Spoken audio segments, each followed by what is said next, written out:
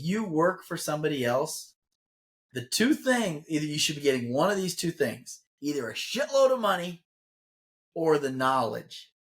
You either do it to learn or you get a shitload of money. One of those two things. If you're just working a job and you're barely getting by and you don't care what you're learning, that's not good in the entrepreneur business. You don't want to take that path. I should have mentioned that in the outtakes as well, because I'm very passionate about that as well. If you have a job, you at least want to be learning while you're there. Well, I'll copy and snip that and I'll put it in the intro. Hey, this is Josh Hernandez, the writer, the host for Must Be Nice. Must be nice to be a business owner. Welcome to the podcast where we interview business owners and get actionable tips and exclusive insights. Check out our newsletter coming out every other Monday at mustbenice.news. Hey, Eric, what's going on? Welcome to Must Be Nice. What's up, Josh? Thanks for having me. Good to be here. Awesome. Be here. No, thanks for coming over. I'm really excited, especially since, it's not every day I talk to, business owners that are viral like you, man. I've been checking out your content and I love it. You're getting so many views and likes on it. I'm very impressed, extremely impressed.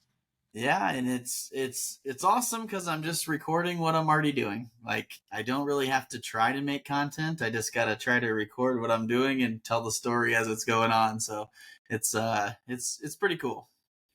That's great. And so, Eric, obviously we don't know each other. I want to know more about you personally, kind of more before we dive into, not only one, but several of your businesses, right?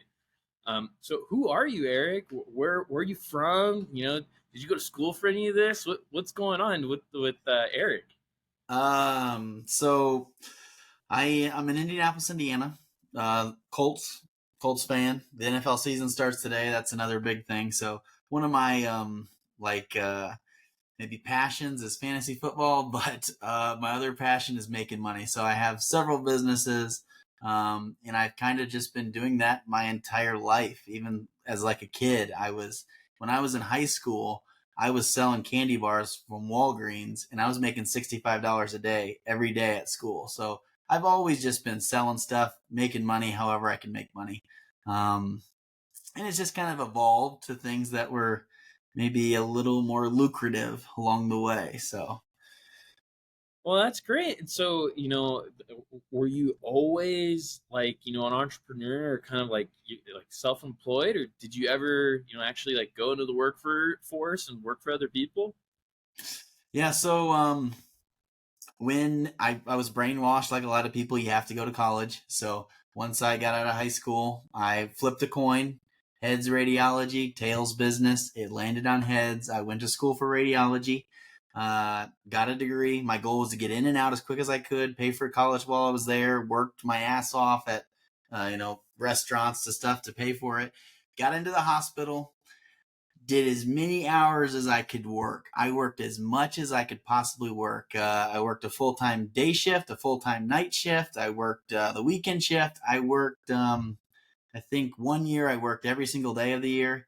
The next year, I only had Christmas off. I worked as much as you could possibly work because I believed you had to make money to start some of these businesses. And I didn't have any money. I came from nothing. So I worked my ass off. But what I realized in that is it is nearly impossible to make it. Even with a college degree, just purely working. You just can't make enough money as you can once you're a business owner and you have multiple projects going on. Does that make sense? Yeah. And so was there anyone in your life that was, extra business savvy or, a business owner that you kind of looked up to at all that, because it sounded like there was a little bit of this, innate, hey, I want to be in charge of a business, right? Yeah. So my dad and my grandfather have a tire store. My grandpa's had multiple tire stores. Mostly in Indiana, but kind of multiple states. And I could see that, he was very financially free. He could do what he wanted because he was making more money when other people were at the business working for him. So I learned a lot there. But I think for some reason, some people just get it.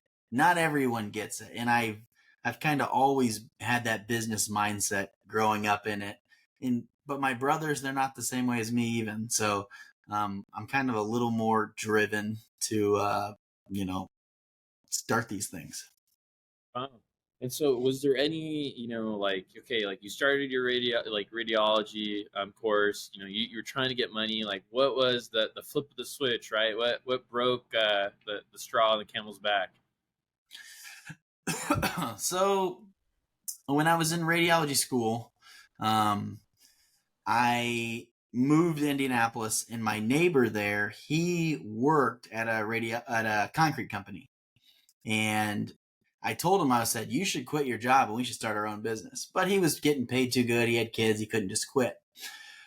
Well, later on down the road, about 6 years into the radiology, I'm working at both hospitals, working everything. He let me know, hey, he's ready to do it. He's ready to quit and start our own business. And we started our own business at that point, and we were doing jobs like on the weekends. And then eventually we started subcontracting bigger jobs that we couldn't handle. And then it just kept growing from there, where now we're doing millions of dollars a year with that business. And it's that money that I've made from that business has allowed me to get into other businesses.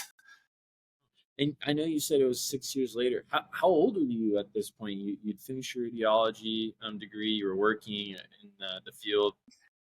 I was probably in the ballpark of 28, 29 going down this path. I'm 33 now. So this is our fourth like full year, I think. So in the Yeah, concrete. business is booming.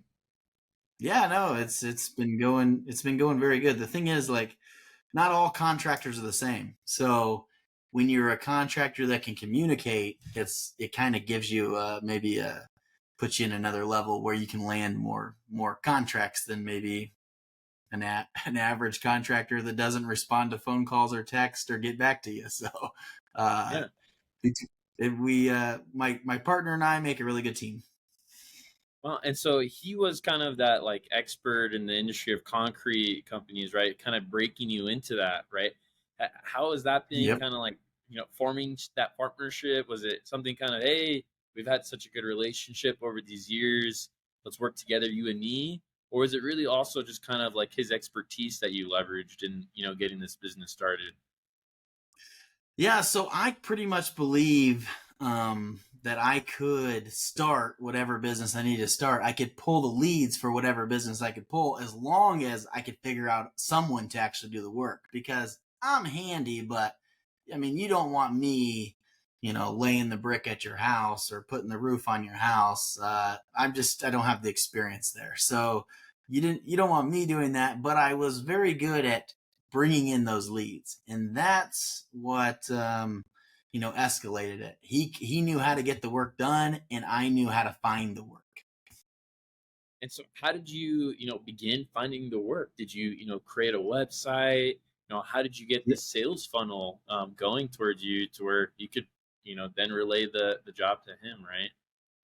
Yeah, so when we got to this point, 28, 29 in my life, I've already been building websites. I was building websites in the past. I built a website where I was selling Uber and Lyft merchandise, where that says like tips is cool, they buy my fuel, and signs for drivers, until I got a cease and a desist letter from Lyft saying, hey, you can't sell anything with our logo. So I already was started other businesses that got shut down. So I had a lot of experience building websites. When I was in radiology, I actually was working in the prison system, where I would work about sometimes 2 hours a day, but I'd be there for 8 hours. So I'd have 6 hours at a computer where everything was locked. So my only option was to build a website, because it's the only thing that hasn't been blocked yet. So I could build websites, and that's where I got a lot of practice. And I could kind of figure out, I watched YouTube videos, and I kind of just learned as I went. But I built the website for the concrete business now, and for some of my other businesses, I've built those websites and I've updated them, and I've got them where I really, really like them. A lot of people that build websites, that have a website, sometimes they don't like everything, and it's hard or expensive to make those changes. For me, it's very easy to just be like, all right, I don't like this picture anymore, switch it out. I don't like these words, let's change some content. And of course, all right, you got this website built, right? But you just have this online static storefront, Right. right? How did you start, generating, traffic to your website and, converting that over? Yeah, you can have the greatest website in the world, but if no one finds it, you're not going to sell anything. So it is about getting the traffic there. The first year, um, I was selling almost all of our work off of Facebook Marketplace. So you can list things on Facebook Marketplace, and I was listing concrete. It's actually not, you're not supposed to sell services on Facebook Marketplace. You will get banned, but I figured I'd just keep doing it until I got banned because I need the sales. But I sold an entire year for an entire crew off Facebook Marketplace. The problem with selling off Facebook Marketplace is the people want a very good deal. I mean, you are selling at like rock bottom prices. So your margin isn't the greatest there. At that point, I built a Google My Business page. That's where you search on Google for concrete, and then there's a bunch of little pins that pop up. You want to be one of those pins, and you want to flood it with reviews so that now when people search, I'm popping up. And now I'm bringing those real customers that want concrete work, the people that haven't checked everybody on Google and said that's too much money, and now let me scour the rest of the internet for somebody that's going to do it for almost nothing. That's how they find you on Facebook Marketplace. The people that find you on Google are really good buyers, really good leads. Wow. And can you still practice this today? Does this still, this marketing, yeah, Yeah, right, no, strategy works? it's still 100% works right now. With concrete, we're booked out about a month and a half. We try to sell until about the first week of December, and then we can only really do like indoor stuff. Here it gets cold, so it's harder to do concrete when it's cold. Um, so for the most part now, I don't really have to even try. I don't really have to even try to get leads because the only thing I have to try to do now is ask every single customer that is happy with our work for a 5-star review. So I can just keep piling on those 5-star reviews on the Google page. But yes, if it's just not really worth it for me to post on Facebook Marketplace to find work because I don't want to work at those prices anymore. I want these prices to be where I want to be at now. I also think, but I think it's great place to start. I do think you can pull some leads off of Craigslist. I do run a little bit of ads on Facebook ads just when you're scrolling, and Google ads where to rank for keywords, and maybe a little bit on Nextdoor. It's an app that reaches the neighborhood kind of thing. So those are all really good ones. Another really good way to get leads if you're in this type of work is, I don't know if you guys have them there, but we have a lot of 3-car driveways that go down to 2 cars, and there's a little section, there's nothing. So they just need a little bit of concrete work. And it's very hard to do that job at a good price and make money. Well, ask them to post on Facebook or Facebook neighborhood group or Nextdoor. Hey, I'm getting some concrete work done. If anyone else needs any concrete, reach out to Eric. He's going to be in the neighborhood next week. Typically, that'll land me multiple jobs in the neighborhood. I've had it land me as many as 8 jobs off of a job that most contractors would just say, no, I'm not doing. Now I can do that job at a much better price, and I'm going to land real work while I'm there. So that's another way to maximize leads, even the smaller of leads. Wow. And so, I know you had the websites before, right? And now doing these strategies to, funnel leads in, right? Is this something where you were just trying things out and Oh it yeah. was working, or where did you know how to do this from your Oh, other like, businesses? no. Like a lot of things I've done in business is trial and error. Trial and error. You try it, it works, great. You try it, it doesn't work. You wasted your time, you move on to something else. Or some of the other ones like Home Advisor, Angie's Leads, paying top dollar for these leads that get shared to every contractor, that you're paying pretty much $2,000 to maybe convert one lead that also is shared to everybody, is not the best way to spend your money. It's much better to spend that $2,000 on Facebook ads or Google ads if you needed to get that presence. Because I'd prefer to get in front of a buyer that only talks to me versus talks to 40 people because it's much harder to sell that work. Now, it's not that I can't. Typically, I have customers that say, look, I like you the best, but you're just a little bit higher. Can you come down to this price and maybe we can negotiate and find some wiggle room to get there? The good thing about concrete is the margin's excellent. You can come down thousands of dollars and still make thousands of dollars. So it's really good. It's really good. And was that Facebook, strategy kind of like your breakthrough moment? You would say, like, oh man, this is really working. It's Yeah. picking up. And what was your first client like? Coming from that radiology job, having a partner, setting up the website, then you had the first client, and it's not like your services are cheap. Yeah, I remember like the first job I subcontracted, I made $200 on it. And it was a lot of work for $200. And I cannot believe I sold a job at that price looking back at it. Typically nowadays, I don't want to make less than $500 subcontracting a job. And typically I'm in the thousands of dollars when I subcontract a job. It's just, to me, it's about volume. I don't need to sell every single job. I just need to meet as many people as I can talk to. Shake as many hands, do as many quotes, get it to as many people as possible. Follow up with everybody. Breakthrough moment. I would say, you kind of learn as you go, but the Google My Business page by far is the best thing a business owner can have. I've seen business owners that say, yeah, I don't have a Google My Business page. I don't have a website. And I'm like, and they're spending, let's say, $7,000 a month on Facebook ads. And I'm like, you should probably get a Google My Business page. It's free. And it's going to bring you a lot of traffic where you don't have to spend $7,000 a month on Facebook ads. And, they've sometimes like, I don't need a website. Yes, you don't need a website. But if I have a website and my competitor doesn't have a website, I am more likely to land that job just because I have, a bigger presence. So there's just advantages you can take advantage of by, advancing further. And obviously, I know that you've built, your subcontractor network, right? And I've seen from your videos, it's been a lot of trial and error. You see who does a good job, and you keep them. Could you Yeah. speak on that? And then also, is there any other kind of team building you had to do? Is there someone running your social? Is there anyone else that's a part of the crew that's making this happen?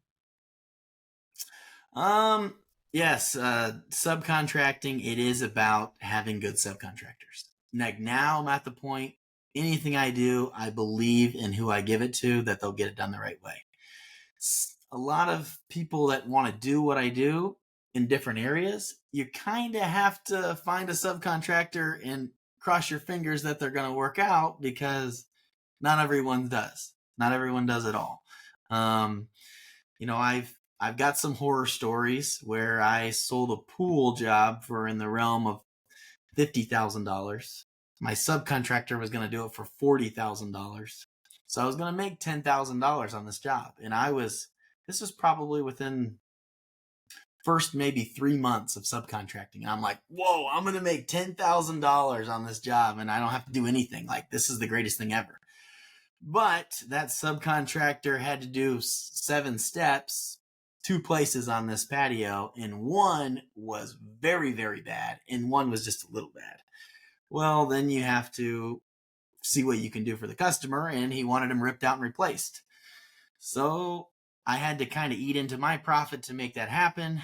A lot of times I could just make my subcontractor do it. Like, you screwed it up, you do it. But I wanted to keep that good relationship, so I said we'd split it.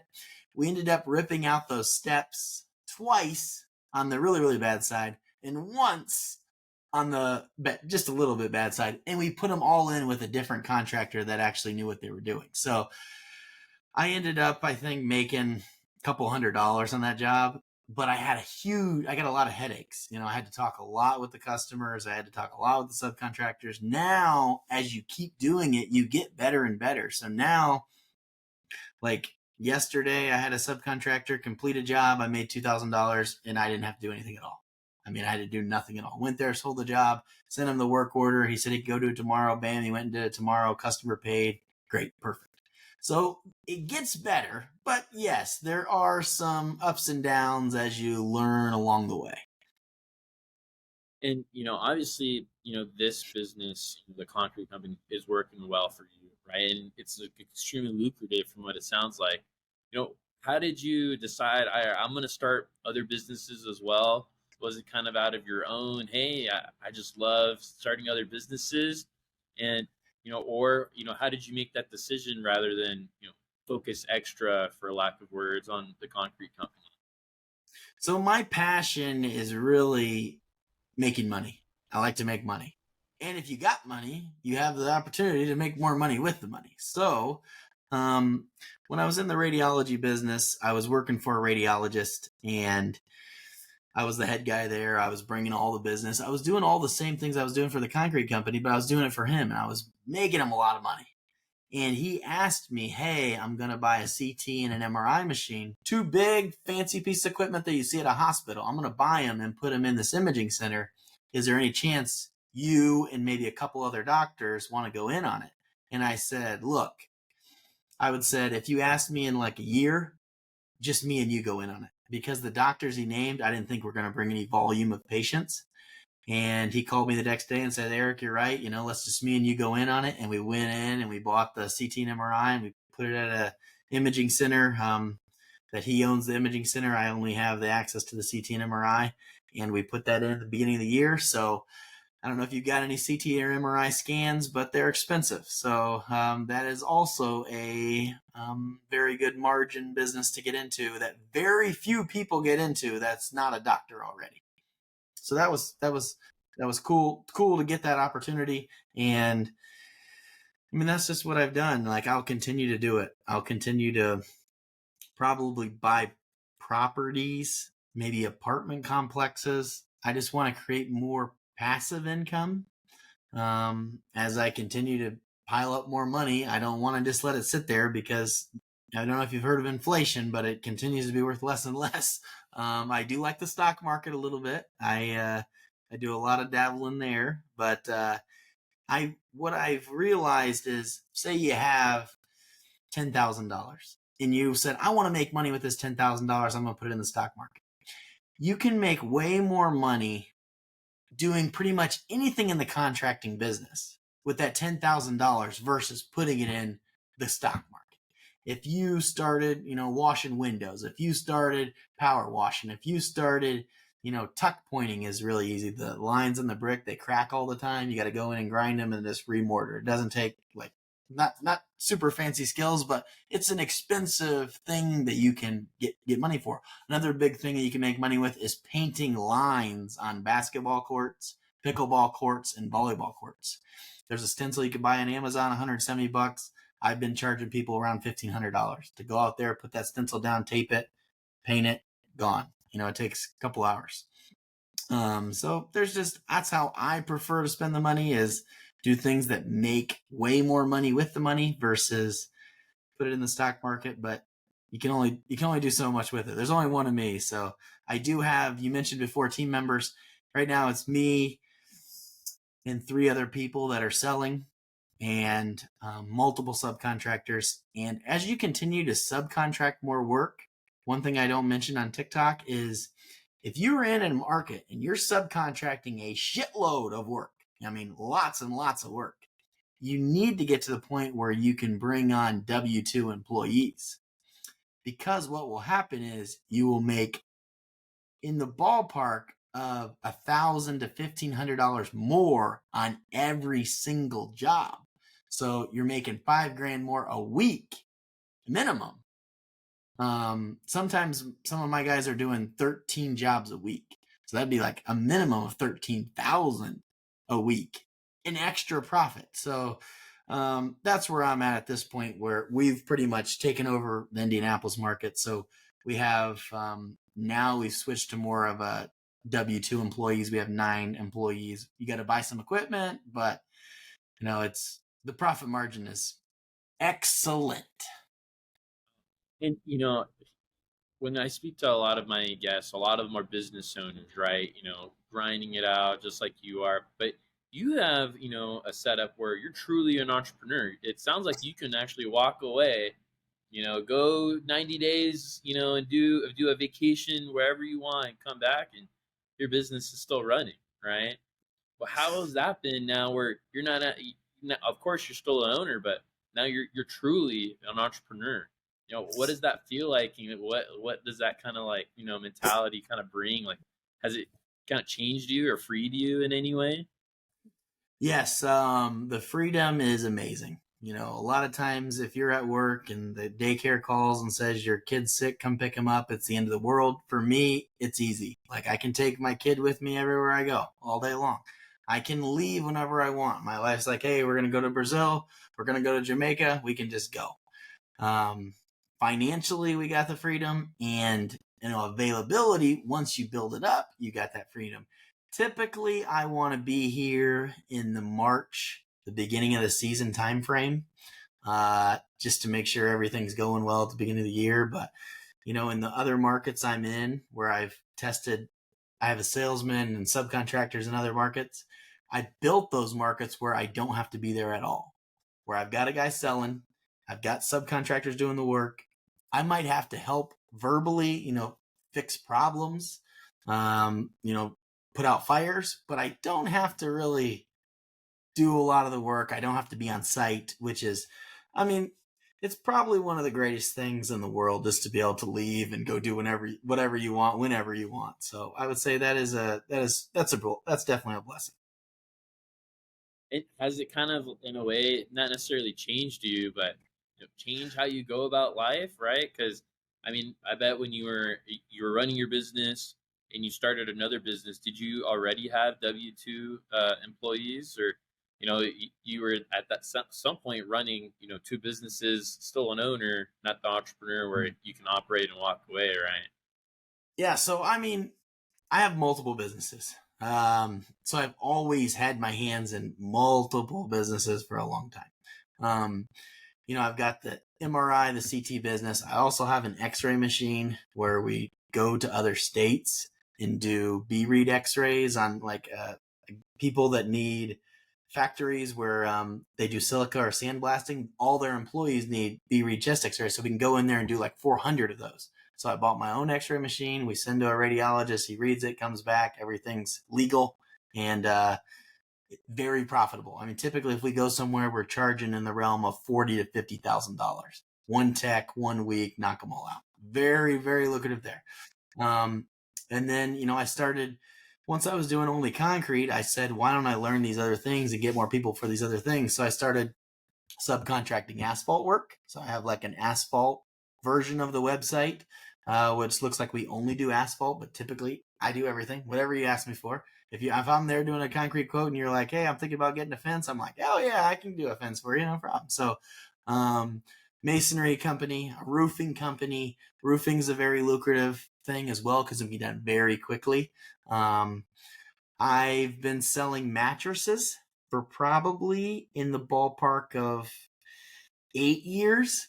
I was buying them by the semi-load from a supplier in Chicago that was making them for nearly nothing. I actually sold one this morning. $175 took me in the realm of 5 minutes, and I made $175 cash. Cash means no taxes. Don't tell anybody, but cash. So been doing that for a while. I have a vending business where I have multiple vending machines because I started a lot of these things when I'm younger, but I just didn't get rid of them. So I have multiple vending machines across the city in northern Indiana. When I got married, I bought a photo booth, state-of-the-art, best photo booth in the world, like this giant 6-foot iPhone that looks at you, talks to you, animations. And I bought it for my wedding, but then I figured I could turn it into a business when I was done. So now we rent that out for other people's weddings, Christmas parties, birthday parties. Typically that's going to rent from $500 to $1,200 an event. And my brother actually maintains that. He talks to the customers, he does everything. So that's like fully operational. My brother does a lot of the businesses with me. He's got mattresses there that he sells out of his location. I've got some here that I'll sell out of my location. And I've got into more of the party rental business off of the photo booth because people were calling in like saying, hey, this is funny, but I don't do tents at all. Someone calls and is like, hey, I need a 20 by 40 tent. Can you get one? And I'm like, all of our 20 or 40 tents, they're rented out right now, but let me check and I'll get right back to you. I'll text you back. I don't have tents. I'd never rented a tent in my life. I just got on the internet, got on Facebook Marketplace, found a guy. He said he could rent me the tent for $250. Go there, set it up, everything. I text her back and said, I found you a tent. I can have it there tomorrow for $600. And she says, yes, I need it. Good. I tell him yes. He goes there and sets it up. I Venmo him the money once it's set up. I go there. I pick up the cash. So now it's another cash, in cash coming in. But I am the type of person that says yes to everything. Anything that I think can make money, I'm gonna do it.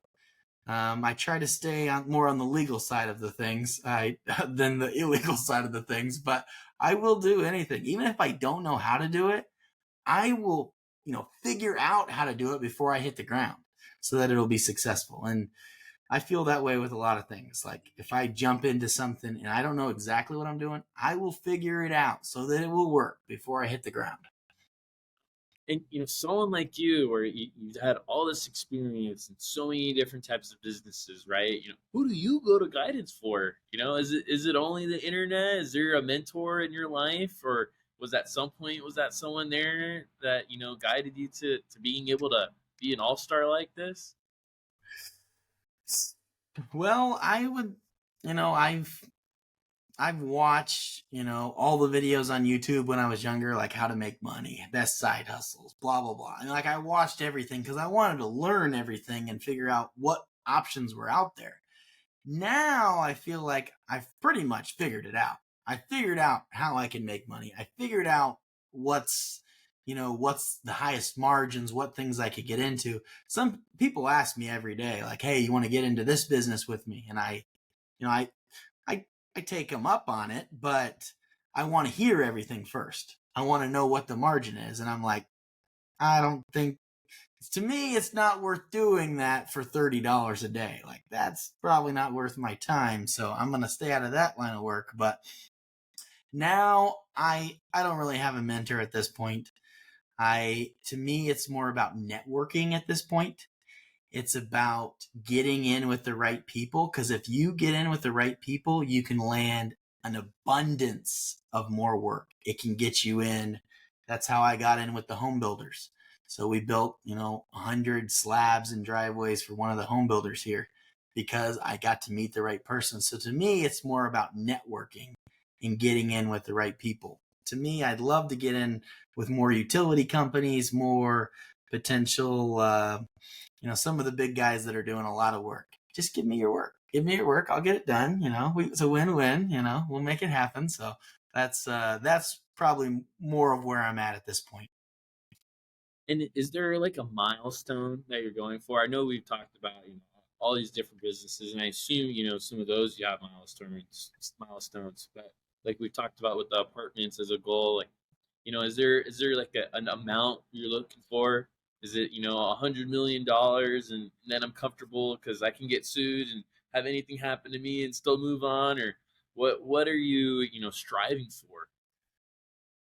First on the lawsuits, if you have businesses, if you're getting into businesses, you're going to get sued. That's it. If you don't want to get sued, work a normal hourly rate, you're less likely to get sued. Normal hourly job.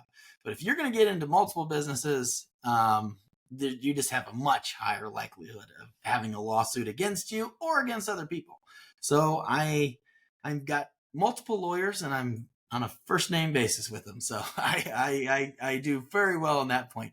And I'm not worked up about some of those things either, but a milestone for me, it's just, I'm still young. I'm still very risk adverse. I am willing to take risks. I want to take my money to make more money.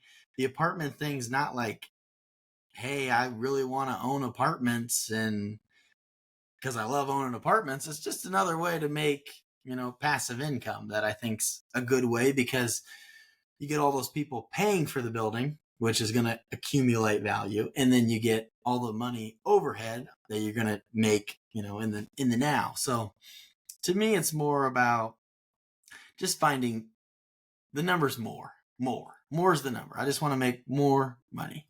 I would say I've probably got at least 10 more years in me where I'm going to keep hitting it. Like, I'm not really going to let off the gas pedal. I'm just going to keep growing. I'm actually like a really nice guy, so I don't withhold any information.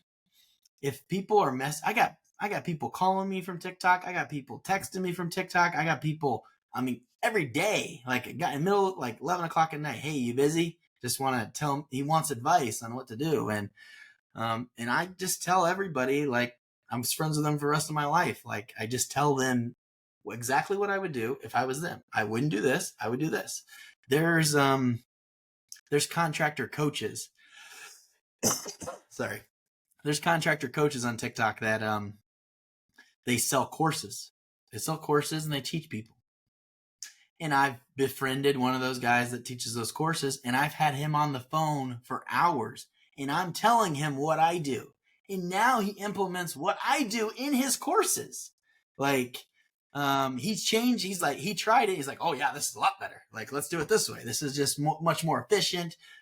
So I feel like the Google My Business thing is the real game breaker.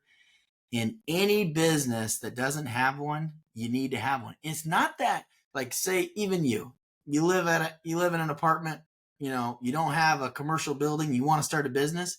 You can start a Google My Business page from an apartment, from a house. You can start all those things. And Google doesn't make it easy. They want video verifications. You got to make a bunch of videos. You got to show fake, I will not say fake, but I've had people make fake, paperwork where this is where I talk to my customers and this is where I do this. And they had never had any customers yet, but they get verified, pile on those reviews, you're going to generate a lot of phone calls. I had two guys recently that both got stumped at the video verification. I talked them through it, told them what to do. Both of them got verified on Google. Both are getting phone calls. The guy's getting concrete leads out in, I believe, California. He's getting concrete leads already out there. And another guy in Northern Indiana. He's got a big masonry company with a lot of extra work that wants to give him the work. So, like, instantly, you don't get those phone calls.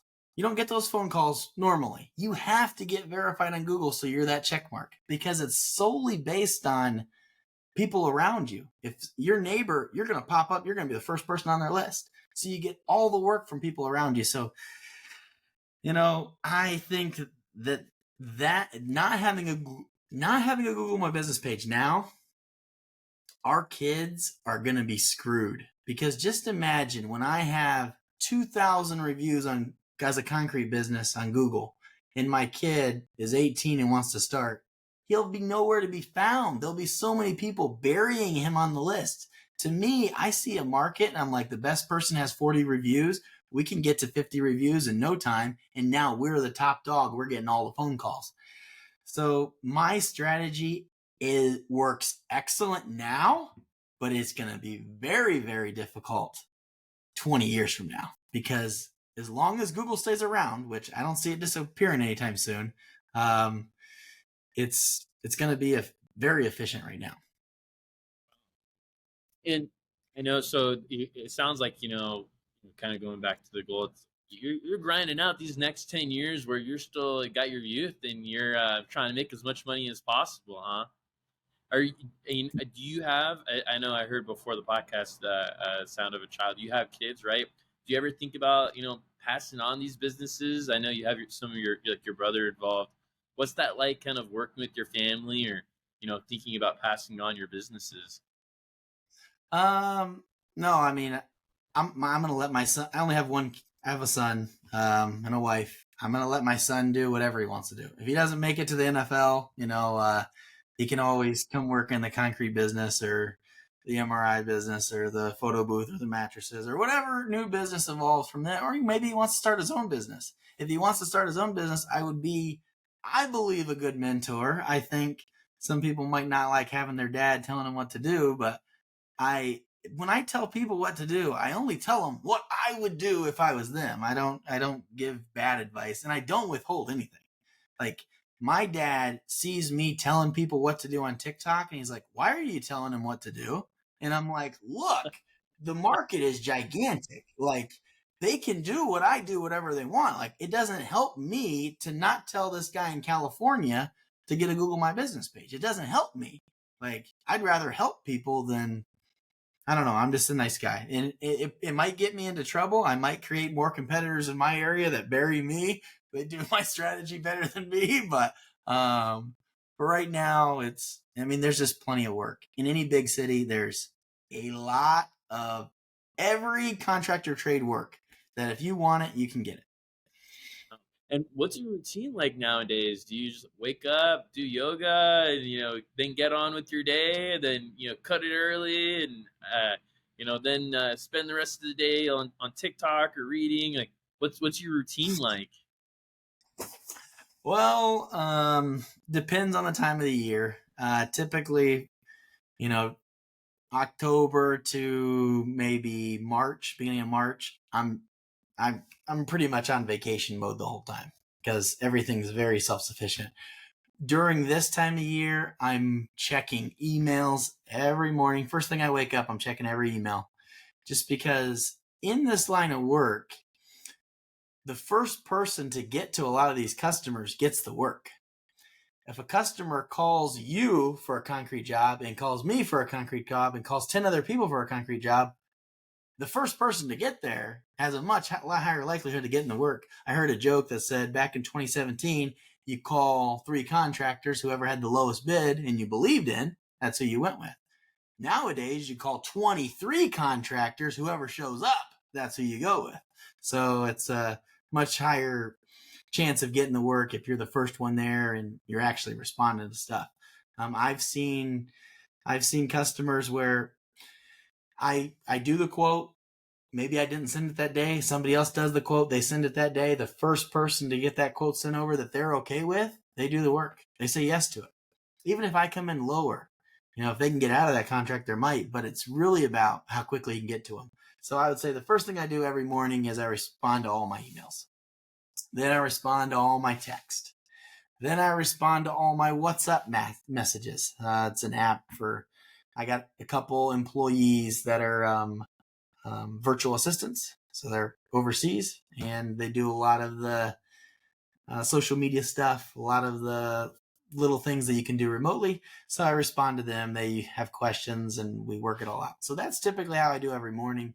Then, I'm usually with my son or my wife and, different things every day. I need to get back into the gym.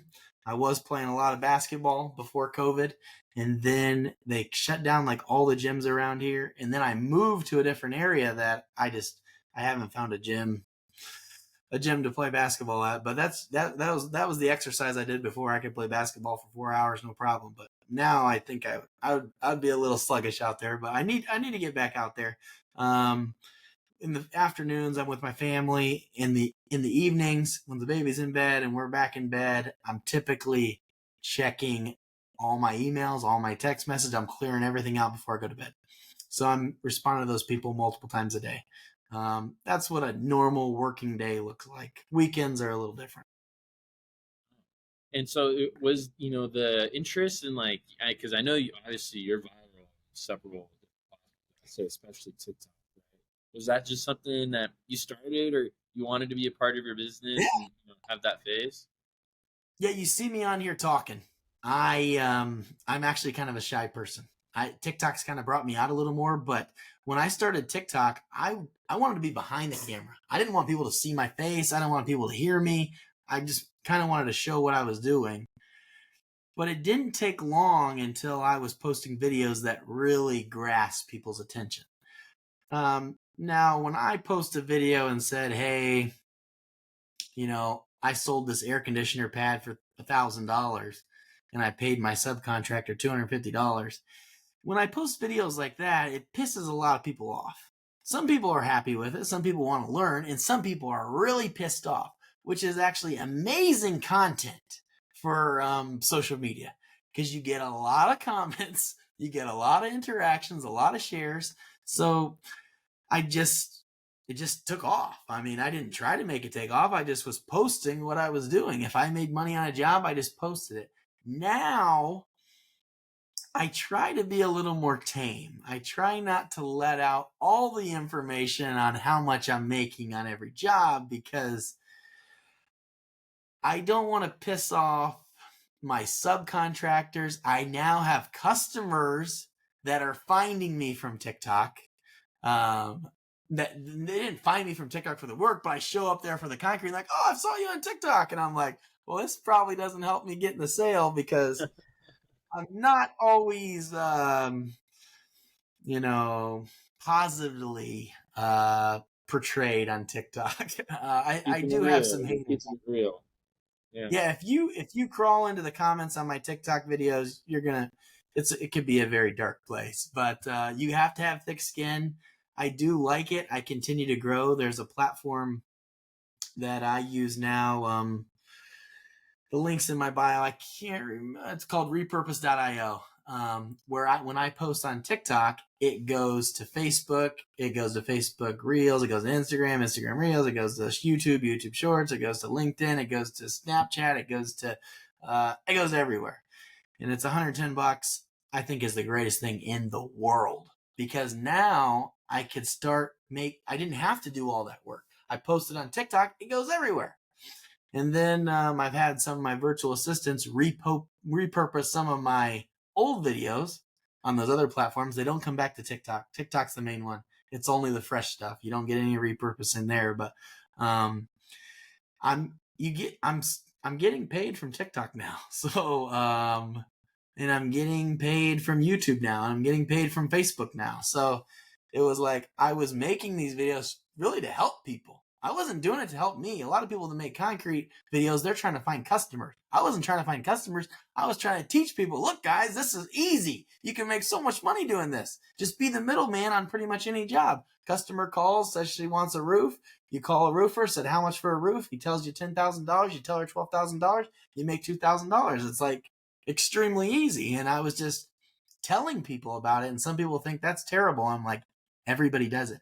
Walmart buys stuff from China and sells it to you. That's just what they do. They're the middleman. The home builders, they find everybody do the work as cheap as possible and they sell you the house. I mean, that's just how America is. And some people, don't want to believe that. They don't want to see it so right in their face, but that's just how it is. And I mean, I have a lot of people that want to learn. Like, I have a lot of subcontractors that want work from me. I have a lot of people that want to learn all over the country, and I don't sell anything.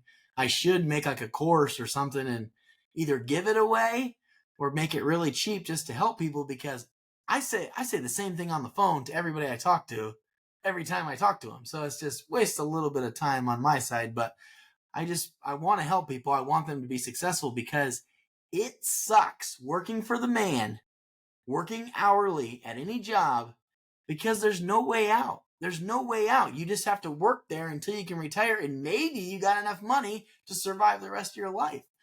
I prefer this method where you can make thousands of dollars a day. One big breakthrough was for me is when I had 3 jobs completed in one day.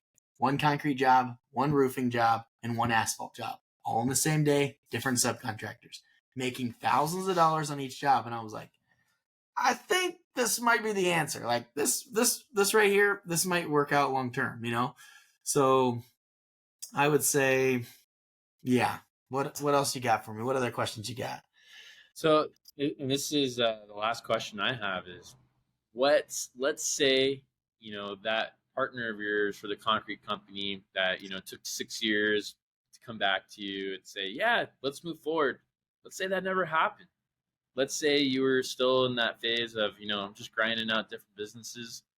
Where do you think you'd be right now? Do you think you'd kind of be in that? I've heard Mark Cuban say in a quote, I'd rather make $50,000 a year working for myself than $100,000 for someone else. Would you still be grinding out different businesses? Where would you be? Yeah, no, I've always been an entrepreneur. So if I didn't hit it in this business, I was going to keep attempting other businesses. And I'm not someone that just has to work in one business. All I want to do is make money, and I'll do whatever it takes in whatever business to make money. I am really anti-college, I would say, because I've seen one of my friend does a lot of masonry work. Any room we walk into, it could be full of doctors and lawyers. He's making way more money than all those doctors and lawyers that went to school. So I've always kind of thought it's a waste of time. I mean, there's a lot of good people that go through that career path and find jobs. And some people ask me, do I regret going to college? Like I wasted, a big chunk of my life going to college and then my working years. And I don't regret it because it put me in this situation. It allowed me to meet these people. It allowed me to be in the situation I'm at today. It allowed me to learn what I learned from working every single day for all those years. I mean, not many people work multiple full-time jobs. I was working 8 to 4, go home, sleep for 2 or 3 hours, go back, work the night shift 8 to 4, go home, sleep for a couple hours. That was like the worst schedule ever. You had a couple hours in between each shift. It wasn't even back to back because that's what they gave me. That's the only shift I could get. And then I would pick up shifts on the weekend.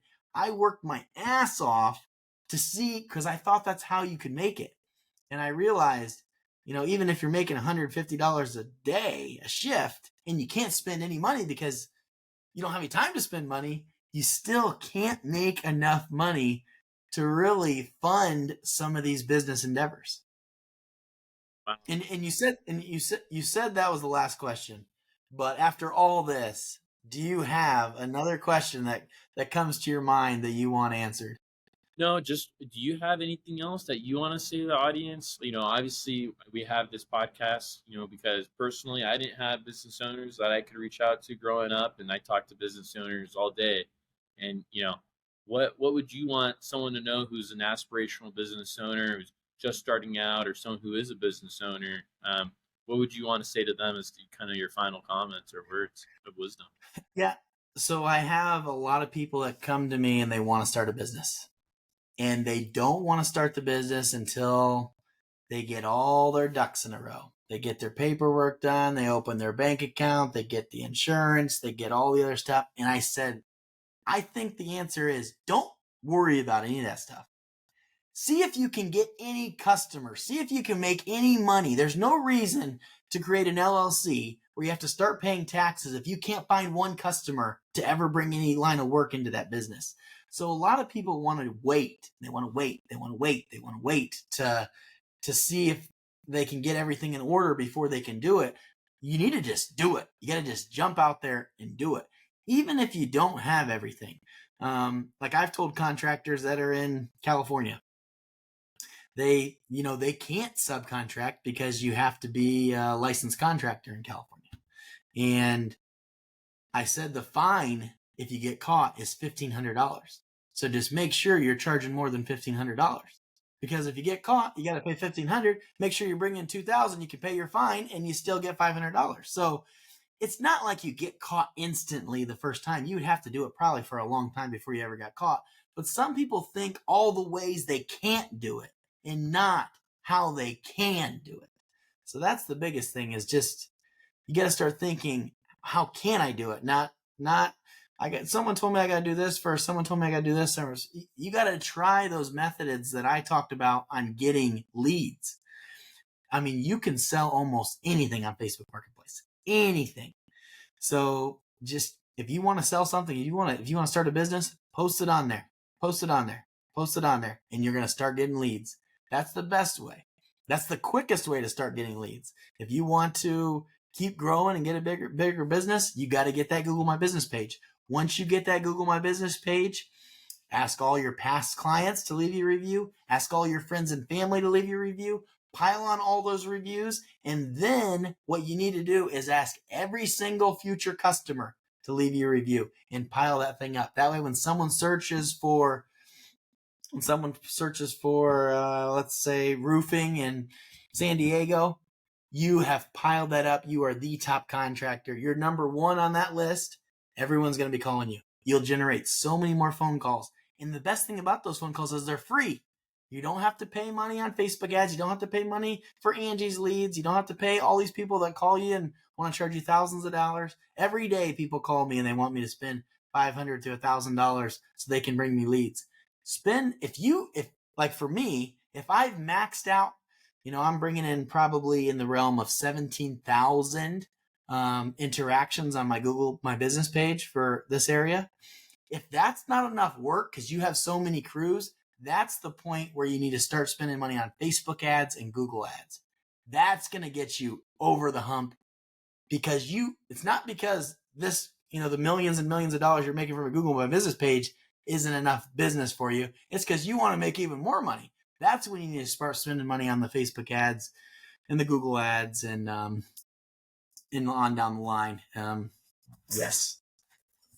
Awesome. Well, Eric, you're truly one of the coolest guys I've talked to. I'm a big business nerd, so this has been an absolute pleasure. I do have some, personal questions, outside of the podcast, but dude, thank you so much again for being on here. I really, really appreciate you making the time and being on the podcast again. Thanks, Josh. Appreciate you having me on. Good luck with all the future podcasts. And if you ever want me to come back in the future, happy to jump back on. Awesome. Thank you so much, Eric. And